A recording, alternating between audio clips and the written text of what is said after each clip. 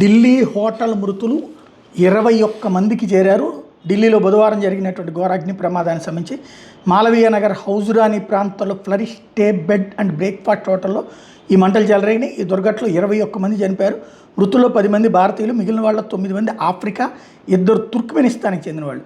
ఈ ప్రమాదంలో మరో 35 మంది గాయపడ్డారు. వివిధ ఆసుపత్రులు చికిత్స పొందుతున్న వారిలో 19 మంది పరిస్థితి ఆందోళనకరంగా ఉంది.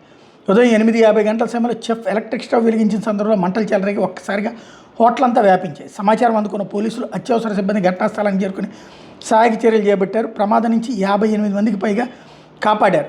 హోటల్లో బస చేసిన విదేశీయులంతా సెంట్రల్ ఆసియా, ఆఫ్రికా నుంచి స్థానికంగా వైద్య చికిత్స కోసం వచ్చారట. హోటల్ భవన్ నుంచి బయటకు వెళ్లేందుకు ఒకటే మార్గం ఉండటంతో తప్పించుకునే అవకాశం లేక చనిపోయారు. ఎందుకు హోటల్లో అంత వేగంగా మంటలు వ్యాపిస్తాయి అంటే ఈ చెక్కలు పెడతారు వాటికి.